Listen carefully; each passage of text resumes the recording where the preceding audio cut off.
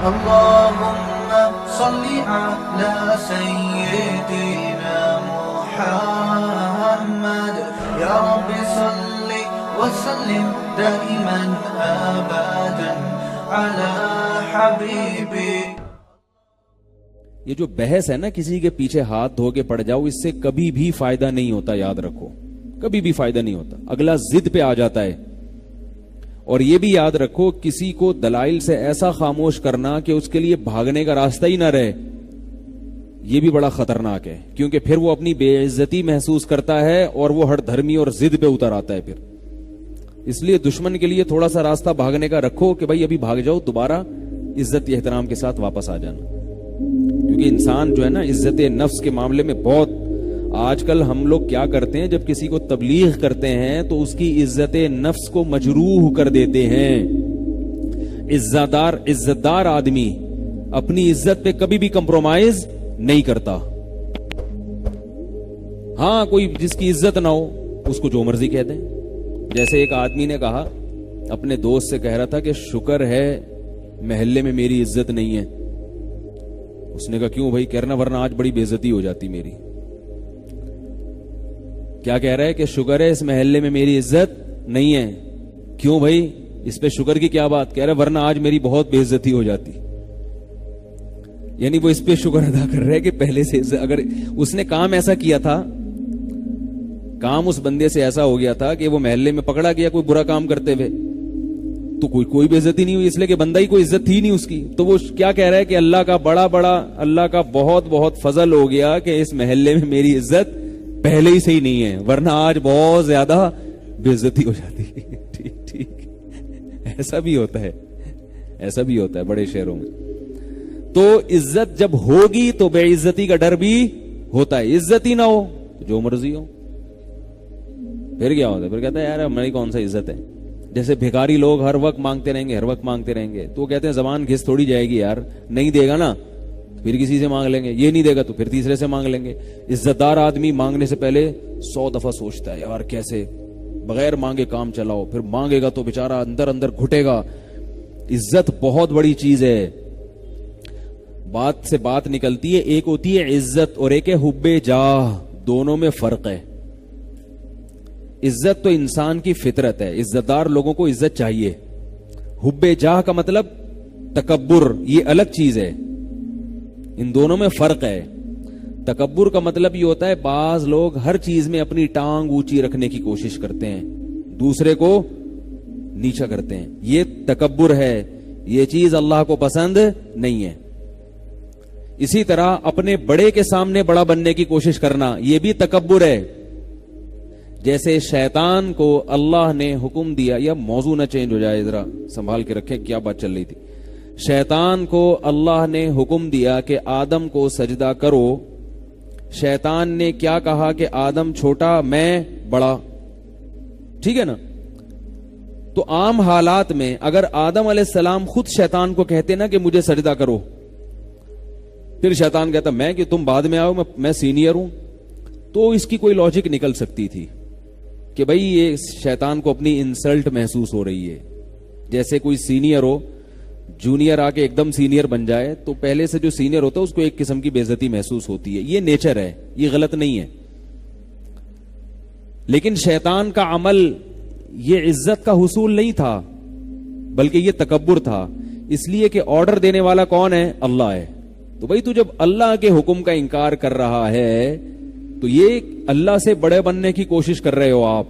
اللہ سے آپ چھوٹے ہی رہو گے چاہے کتنے بڑے بن جاؤ.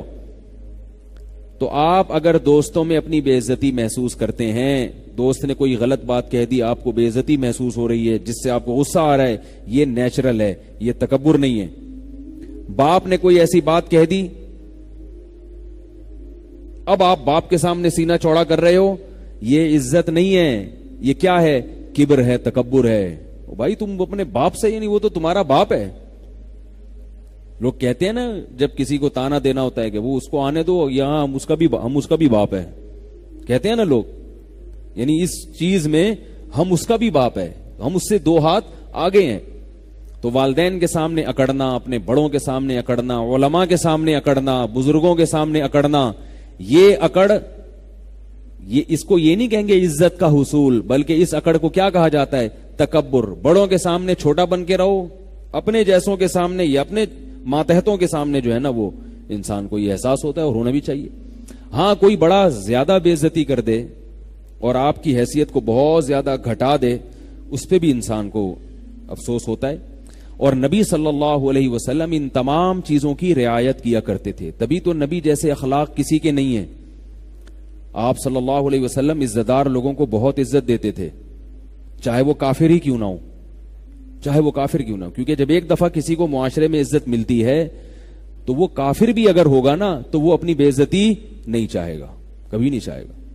ابو سفیان سردار تھے، ساری زندگی سرداری میں گزاری، اسلام دشمنی میں گزاری، لیکن جب مکہ فتح ہوا، ابو سفیان مسلمان ہوئے، تو آپ صلی اللہ علیہ وسلم نے ایسا نہیں کیا کہ ان کو پیشانی کے بال سے پکڑ کے گھسیٹا ہو، گھوڑے کے پیچھے باندھ دیا ہو کہ ان کو مدینہ کی گلیوں میں گھسیٹا جائے. انہوں نے ساری زندگی اسلام دشمنی میں گزاری، ساری زندگی یہ کیا، ساری زندگی یہ کیا. نہ بھائی سردار آدمی ہیں تو اب اسلام قبول کیا ہے تو ان کو ایسا پروٹوکول دیا جو دوسروں کو نہیں دیا. کیا فرمایا؟ جو ابو سفیان کے گھر میں داخل ہو گیا اس کا خون ہم پر حرام ہے. بس جنگ ہے نا، جو بھی دشمن آئے گا گردن اڑے گی اس کی، لیکن جو ابو سفیان کے گھر میں چلا گیا اس کا خون، اس کی گردن نہیں اڑے گی، اس کو امن مل گیا. کتنی عزت دی، کتنی عزت دی ابو سفیان کو، کیونکہ سردار تھے. حضرت خالد ابن ولید رضی اللہ تعالی عنہ، انہوں نے غزوہ احد میں مسلمانوں کا بہت زیادہ نقصان کیا تھا. 70 آدمی جو شہید ہوئے ہیں صحابہ میں، 70 بڑے بڑے صحابہ، اس میں سب سے بڑا کردار کس کا تھا؟ خالد ابن ولید رضی اللہ تعالی. انہوں نے پلٹ کے حملہ کیا تھا نا غزوہ احد میں، کتنا نقصان پہنچایا. پھر صلح حدیبیہ میں جو لڑنے کے لیے آئے وہ خالد ابن ولید آئے، لیکن جب صلح ہو گئی تو خالد بن ولید تلوار کی نوک سے اسلام نہیں قبول کر رہے تھے. عزتدار آدمی تھے نا، اس میں ذلت محسوس کرتے تھے، بھائی میں شکست کھا کے اسلام قبول کروں یہ کیسے ہو سکتا ہے. آپ صلی اللہ علیہ وسلم نے ان کو عزت دی اور ایک قاصد بھیجا اور کہا کہ خالد ابن ولید سے جا کے کہو کہ تمہارے جیسا سمجھدار آدمی، ذہین آدمی ابھی تک کافر ہے، یہ ہماری سمجھ میں نہیں آتا. بڑی تعجب کی بات ہے، اتنا ذہین آدمی، اتنا ہوشیار آدمی، اور ابھی تک اس کی سمجھ میں اسلام نہیں آ رہا. اور پھر یہ بھی فرمایا کہ تم اگر اسلام قبول کرو گے تمہیں یہاں عزت ملے گی. اب ہم جیسے سطحی ذہن کے لوگ ہوتے اس وقت، ہم کہتے ہیں ہاں یہ تو اسلام قبول کیا جا رہا ہے عزت کے لیے، لالچ دے دے کے لوگوں کو مسلمان بنایا جا رہا ہے. آج کوئی مولوی اگر ایسا کر دے کہ بھائی فلاں قادیانی کے پاس تحفے بھیج دے، کسی سردار کے پاس یا کسی اور کافر کے پاس، ایک تو وہ قادیانی ہے جس میں لچک ہی نہیں ہے، ایک وہ ہے جو حق کی تلاش میں ہے، تو ایسے آدمی کو ہدیہ دینا، اس کی دعوت کرنا، اس کو عزت دینا تاکہ وہ اسلام کے قریب آ جائے. یہ نہیں کہ اس کو آپ ایسا اس سے بدتمیزی سے بات کریں. وہ میں اکثر واقعہ سناتا ہوں، قادیانی کے پاس قادیانی تھے، وہ بات کرنا چاہتے تھے، چاہنا اس کی علامت ہے کہ وہ یعنی وہ چاہ رہے ہیں کہ ہمیں سیدھا راستہ ملے. تو ایک گاؤں سے کوئی مناظر چلے گئے، ہمارے استاذ نے واقعہ سنایا. وہ قادیانی کے بیٹے لے کر آئے کہ آپ ہم سے بھی بات کریں، ہمارے والد سے بھی بات کریں، اگر کچھ بات ہوئی تو ہم لے آئیں گے، اسلام قبول کر لیں گے. تو ہمارے استاذ کہہ رہے ہیں کہ وہ جو مناظر گیا نا، اس نے وہاں جا کے بات کیسے شروع کی. انہوں نے کہا سب سے پہلے تو میں یہ ثابت کروں گا کہ مرزا غلام احمد کی شکل بالکل ایسے کتے جیسی تھی جیسے تمہارے ابا کی شکل ہے. یہ اسٹائل ہے اسلام کی تبلیغ. یعنی ان کا خیال یہ تھا کہ چونکہ یہ قادیانی ہیں، دائرہ اسلام سے خارج ہیں، تو ان کی پہلے ہم شکل پہ بات کریں گے کہ یہ کس سے ملتی جلتی ہے. تو جب بیٹوں کے سامنے باپ کو آپ کہو گے معاذ اللہ اس طرح سے کتوں جیسی شکل، تو وہ آگے بات چلے گی؟ بات ہی نہیں چلے گی آگے. تو جو اسلام دشمن ہیں، جو چاہتے ہی نہیں، ان کا معاملہ الگ ہے، اور جو تحقیق کرنا چاہتے ہیں ان کا معاملہ الگ ہے. لوگ سوال پوچھتے ہیں غیر مسلم کے ساتھ کیسا سلوک کرنا چاہیے. رسول اللہ صلی اللہ علیہ وسلم نے غیر مسلموں کے ساتھ بہت اچھا سلوک کیا ہے. قرآن نے جو کہا ہے نا کہ ان پر شدت کرو، وہ میدان جنگ میں لڑنے والا ہے. جنگ کے اصول کچھ اور ہیں، امن کے اصول کچھ اور ہیں. میدان جنگ میں تو ظاہر ہے لڑائی ہوگی نا، اس میں تو بہادری دکھائی جائے گی، اس میں تو للکارا جائے گا. اس میں اگر آپ تھینک یو اور جزاک اللہ سے بات شروع کر دیں وہ تو کہے گا یہ تو بزدل ہے. جنگ کے میدان میں تو سینہ اکڑا جاتا ہے اور کہا کوئی ہے کسی میں دم ہے تو آئے. اس میں تو جو ہے نا وہ حملے کیے جاتے ہیں اور بم پھینکے جاتے ہیں اور میزائل پھینکے جاتے ہیں. تو جنگ کے اصول کچھ اور ہیں. تو وہ جو بعض لوگ جو جنگ کی باتیں ہیں وہ کہاں فٹ کر دیتے ہیں؟ امن کے حالات. امن میں ایسا نہیں ہے. رسول اللہ صلی اللہ علیہ وسلم دوسرے ملکوں کے بادشاہوں کے ساتھ آپ صلی اللہ علیہ وسلم کا کیا سلوک تھا. صحابہ کرام ہدایہ بھی بھیجا کرتے تھے اور خاص طور پہ غیر مسلم سرداروں کو آپ صلی اللہ علیہ وسلم نے الگ سے تحفے دیے ہیں، کیونکہ سردار آدمی اپنی عزت چاہتا ہے. یہ میں اتنی لمبی تقریریں کیوں کر رہا ہوں؟ یہ سمجھانے کے لیے کہ عزت دوسرے کو بھی دینی چاہیے اور اپنی بھی عزت کی حفاظت کرنی چاہیے. اپنی بھی عزت کی حفاظت ایسا کام نہیں کرنا چاہیے جس سے آپ کی عزت کا جنازہ نکل جائے. ہر ایک کو فری کرا لیتے ہیں، وہ چرسی ہیروئن چی وہ آپ کے سر پہ مسلط ہو گیا. پھر تو ایسا نہیں. حضرت حکیم الامہ مولانا اشرف علی تھانوی رحمہ اللہ نے لکھا ہے کہ ہر ایک کو فری مت کرایا کرو. یہ انہوں نے لکھا ہے. فرمایا کہ اس کو فری کراؤ جس میں حوصلہ ہو، برداشت ہو. ورنہ وہ حوصلہ نہیں ہوگا نا تو جب آپ اس سے فری ہوگے تو وہ پتہ ہے کیا سمجھے گا؟ وہ یہ سمجھے گا کہ یہ عزت کے لائق ہی نہیں ہے، اس لیے مجھ سے فری ہو رہا ہے. جس میں حوصلہ ہوتا ہے وہ کہتا ہے بھائی یہ تو ان کا ظرف ہے، یہ تو بڑے اونچے مقام والے ہیں، لیکن دیکھو کیسے بے تکلف ہو کے مجھ سے گپ شپ لگا رہے ہیں، کیسے بے تکلف ہو کے ہنسی مذاق کر رہے ہیں. تو اس کی نظر میں عزت بڑھے گی. اور جس کے اندر خود حوصلہ نہیں ہے اس کی نظر میں عزت. اب گھر میں ہم نے دیکھا ہے جو باپ اپنے بچوں کے ساتھ فری رہتا ہے بچے اس باپ کا احترام ہی نہیں کرتے. حالانکہ یہ تو باپ نے اپنی سطح سے اپنے آپ کو نیچے کر دیا، بچوں کے ساتھ کھیل رہا ہے، فری ہو رہا ہے، گھوم رہا ہے، ہا ہا ہو مذاق کر رہا ہے. تو بچوں کو تو اور عزت کرنی چاہیے نا ایسے باپ کی. کیا خیال ہے بھائی کہ ابا ہمارے ابا ہو کے بھی ہم سے ایسے بچوں کی طرح رہتے ہیں؟ لیکن نتیجہ اکثر ہوتا کیا ہے؟ بچے ابا کو ابا سمجھنا چھوڑ دیتے ہیں، ٹھیک ہے نا، احترام ہی ختم کر دیتے ہیں، مانتے ہی نہیں. تو یہ بہت کم اولاد ہوتی ہے جس میں یہ ظرف ہو کہ ابا اچھے اخلاق کے ہیں، کھیل رہے ہیں، تو وہ ابا کو ابا سمجھے. اس زمانے میں ابا کو ابا سمجھنا بڑا مشکل کام ہے. میں کہتا ہوں جو اولاد اپنے باپ کو باپ سمجھ لینا وہ جنت میں جائے گی. میری ذاتی رائے یہ ہے. جو اپنے باپ کو باپ سمجھ لے نا، اس باپ کو گھر میں احترام دے دے، اس کا حکم مان لے، کیونکہ باپ کے جتنے احسانات ہیں اس کائنات میں اللہ رسول کے علاوہ اتنے احسانات کسی کے نہیں ہوتے. اور میرے پاس جو ایسے باپ آتے ہیں نا کہ میرا بچہ نالائق، میں کہہ رہا ہوں کان سے پکڑ کے باہر نکال دو اس کو. 4 دن جب سڑک پہ روڈ پہ گزارے گا، نہ گیس کا بل ادا کر سکتا ہے، نہ بجلی کا بل ادا کر سکتا ہے، نہ معاشرے میں عزت ہوگی، نہ کوئی رشتہ دینے کے لیے تیار ہوگا. لوگ کہیں گے ابا کہاں ہیں؟ ابا سے تو میرے تعلقات ہی صحیح نہیں ہیں. تو رشتہ دے گا کوئی؟ کہیں گے یار تمہارے تو اپنے ابا سے نہیں ہے، تم بیوی سے کہاں سے تعلقات صحیح رکھو گے؟ یہی ہوگا نا. تو ایسی اولاد کا میں تو فوراً کہتا ہوں کان سے پکڑ کے باہر نکال دو. 3 دن جب گلی محلے میں دھکے کھائے گا سیٹ ہو کے واپس آ جائے گا. لیکن باپ کا یہ بھی ظرف ہے کہ اتنا کچھ ہونے کے باوجود بھی وہ باہر نہیں نکالتا، کہتا کہاں جائے گا بیچارہ. یہ باپ ہوتا ہے. خیر، تو خالد ابن ولید رضی اللہ تعالی عنہ کو رسول اللہ صلی اللہ علیہ وسلم نے کیا کہا کہ ہمارے پاس آؤ گے تو تمہیں عزت ملے گی. یہ نہیں کہ اسلام کے لیے لالچ دی جا رہی ہے، نہ، بلکہ ان کے ذہن میں، خالد ابن ولید کے ذہن میں ایک وسوسہ شیطان ڈال سکتا تھا کہ میں نے اتنا نقصان پہنچایا، اب اگر میں مسلمان ہو بھی جاتا ہوں یہ لوگ تو مجھے تانے دیں گے، یہ تو مجھے رسوا کریں گے، یہ تو انگلیاں اٹھائیں گے میری طرف. اور خالد ابن ولید نے ساری زندگی عزت دیکھی ہے، اپنی قوم میں سردار تھے نا، کبھی ذلت نہیں دیکھی.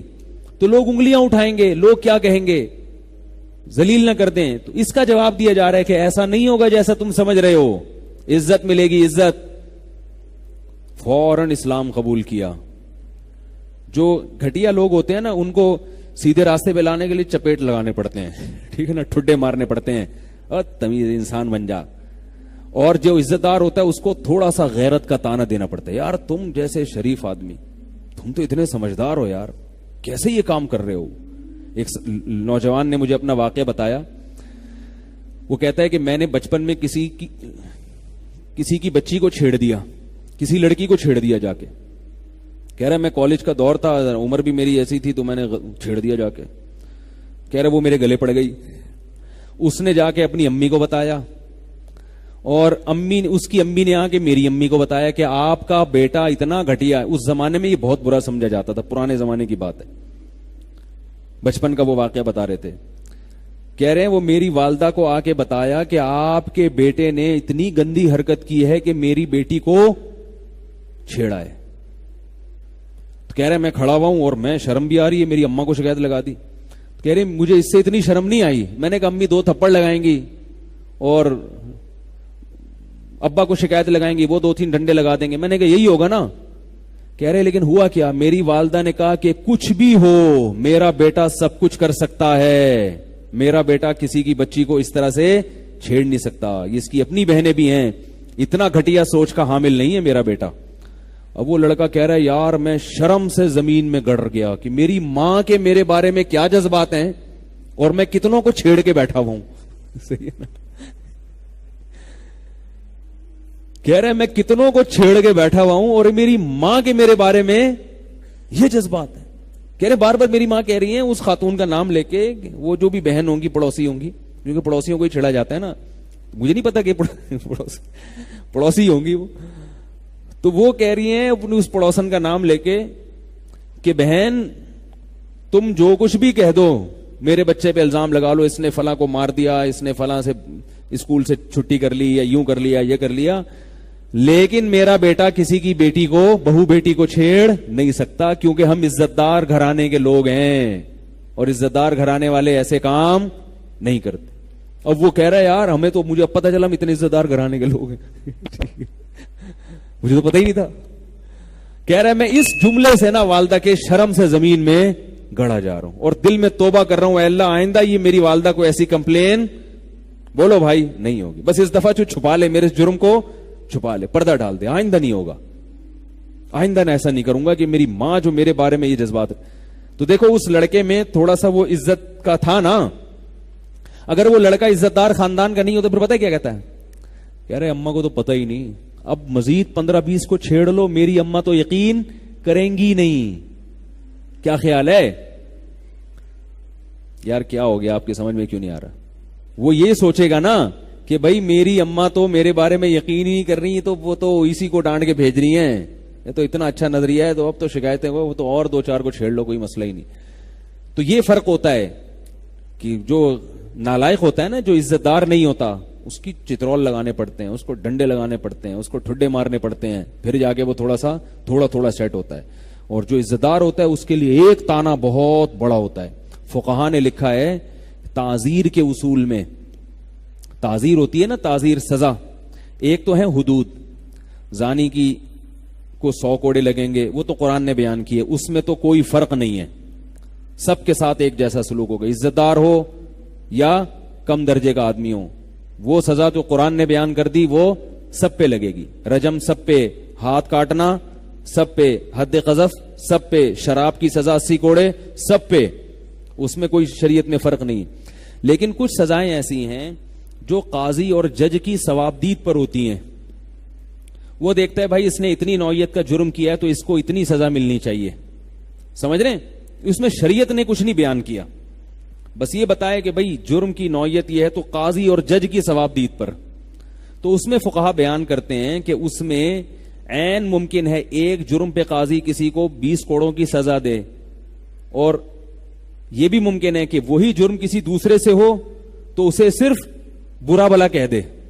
انہوں نے فرمایا اس لیے کہ بعض لوگ ایسے ہوتے ہیں کہ وہ جج کے منہ سے اپنے خلاف سننا ان کے لیے 20 کوڑوں سے بھی زیادہ بھاری ہوتے ہیں. وہ تو فقہا نے لکھے کہ جو عزت دار آدمی ہوگا نا, جج اس کو برا بھلا کہہ کے عدالت میں سب کے سامنے کہہ دے کہ تم نے غلط کیا ہے, یہ بھی اس کے لیے بہت بڑی سزا. اس کو 20 کوڑے ماریں گے, یہ ظلم ہو جائے گا اس پر. اور جس کو دوسرا آدمی, جس کو جو روزانہ کوڑے کھاتا رہتا ہے, جو معاشرے میں مشہور ہے بھائی ادھر بیٹھا ہوا ہے, کبھی گٹر کے ڈھکن پہ بیٹھا ہوا ہے, کبھی وہاں سے گٹکے کی پی کے پھینک رہا ہے, دیواریں کالی کر رہا ہے, اس کو 20 کوڑے مار دیے تو وہ کہہ رہا ہے یار یہ تو خارش ہوئی ہے تھوڑی سی ہمیں, صحیح ہے نا, تو کیا ہو گیا, کوڑے کھا کے ہی مضبوط ہوں گے. ایسے بھی لوگ ہوتے ہیں نا, اگلی دفعہ آئیں گے تو 40 کھائیں گے, وہ اس طرح کے. تو اس میں بھی فقہا نے فرق بیان کیا ہے کہ ایک ہی سزا ایک آدمی کو کم دی جائے گی اور عزت دار آدمی کو, ایک آدمی کو زیادہ دی جائے گی اور عزت دار آدمی کو کم دی جائے گی. میں بار بار کیوں بتا رہا ہوں کہ دیکھو, عزت دار لوگوں کی عزت کو مت اچھالا کرو. اگر ان سے کوئی برائی ہوتی ہے, کوئی جرم دیکھو تو اس پہ پردہ ڈالو, کیونکہ ایک عام آدمی کا جرم اگر لوگوں کے سامنے ظاہر ہوتا ہے اس کی اتنی بے عزتی نہیں ہوتی. عزت دار آدمی کا تھوڑا سا جرم لوگوں کے سامنے آ گیا, وہ بیچارہ زمین میں گڑ جاتا ہے. تو اس کو اس کے جرم کی اتنی بڑی سزا کیوں دے رہے ہو, اتنی بڑی سزا کیوں دے رہے ہو؟ اس کا حل یہ کہ اس کو الگ سے جا کے تنبیہ کر دو, الگ سے محبت سے سمجھا دو اس کو کہ بھئی یہ برائی ہے, یہ آپ چھوڑ دیں. تو ہم کیا کرتے ہیں کہ ہر ایک کو ایک ہی لاٹھی سے ہانک رہے ہوتے. اسی طرح یاد رکھو, بات تو تھوڑی سی عجیب سی ہے لیکن جب ہے تو میں کروں گا اس کو, کہ بعض جب لوگ جب نکاح کر کے لاتے ہیں نا عورت کو گھر میں, تو یہ نہیں دیکھتے کہ یہ عزت دار خاندان سے ہے, یا وہ اپنی پرمپرا جو ہے نا اس پہ ٹھونسنا شروع کر دیتے ہیں. بعض عورتوں کے فون آتے ہیں, انہوں نے کبھی زندگی میں گالی سنی نہیں ہوتی, جب وہ شوہر کے منہ سے موٹی موٹی گالیاں سنتی ہیں ان کو بہت بے عزتی محسوس ہوتی ہے. انہوں نے اپنے خاندان میں کبھی گالی کا لفظ سنا نہیں ہوتا, اور شوہر کے لیے گالیاں دینا نارمل ہوتا ہے. وہ پیدا ایسے خاندان میں بات بات پہ گالی, بات بات پہ گالی نکال تو وہ اپنے خاندان کے حساب سے چلا رہا ہوتا ہے, لیکن ان کے لیے کیا ہوتی ہے, یہ بہت بڑی. اور بعض خواتین ایسے خاندان کی ہوتی ہیں, ان کو گالی نہ دو تو وہ سمجھتی ہیں بزدل ہے, یہ ڈرتا ہے مجھ سے. سمجھ میں آ رہی ہے نا, وہ اتنا پٹی ہوتی ہیں, اتنی گالیاں سنی ہوتی ہیں, اگر شوہر تمیز سے بات کرے وہ کیا کہ وہ سمجھتی ہیں کہ کیا ہے, پاگل آدمی ہے, تو اس کو تو تمیز سے بات کرنے نہیں آتی. رسول اللہ صلی اللہ علیہ وسلم کے بارے میں حدیث میں آتا ہے, ما کان النبی صلی اللہ علیہ وسلم فاحشا ولا متفحشا. آپ نہ تو فاحش تھے, یعنی زبان آپ کی خراب تھی, اور نہ متفحش بتکلف, یعنی آپ کی طبیعت میں بھی فحاشی نہیں تھی, اور نہ زبان خراب تھی. نبی صلی اللہ علیہ وسلم کی سیرت میں ہم دیکھیں ایسے زبردست آپ کے اخلاق تھے. میں صرف ایک چھوٹا سا واقعہ حضرت حسین کا سناؤں گا, حضرت حسن کا سناؤں گا. حضرت حسن کے بارے میں محمد ابن اسحاق ایک راوی ہیں, وہ کہتے ہیں میں نے حضرت حسن کے ساتھ بہت وقت گزارا, سب سے سخت ترین جملہ جو ان کی زبان سے میں نے سنا, یعنی جھگڑا بھی ہوتا تھا نا, گالی نہیں نکلتی تھی, کہہ رہے ہیں ان کی زبان سے میں نے جھگڑے کے دوران جو سب سے سخت ترین جملہ سنا وہ یہ ہے کہ میں ایک آدمی ان سے پیسے مانگ رہا تھا, تو انہوں نے غصے میں کہا کہ میرے پاس تمہارے لیے کچھ بھی نہیں ہے سوائے اس کے کہ تمہاری ناک خاک آلودہ ہو جائے, بس. یہ سب سے بڑی گالی تھی جو انہوں نے زندگی میں دی ہے, یعنی تمہاری ناک کیا ہو جائے, خاک آلودہ ہو جائے. اتنی ایسا تحمل تھا. تو ہم لوگ ذرا سی بات نہیں ہوتی ایسی گالیاں نکالنا شروع کرتے ہیں. تو کہاں سے بات چل رہی تھی یار, وہ موضوع میں جو لے کے چل رہا تھا, خالد ابن ولید رضی اللہ تعالیٰ عنہ نے اسلام قبول کیا. پھر جب اسلام قبول کیا تو اب آپ دیکھیں انہوں نے ساری قربانیوں کا رخ غیر مسلموں کے خلاف پھیر دیا, اسلام دشمنوں کے خلاف. کیسی قربانیاں دی, ساری زندگی لڑتے رہے. اور پھر جب حضرت عمر کا دور حکومت آیا تو حضرت عمر نے ان کو معزول کر دیا.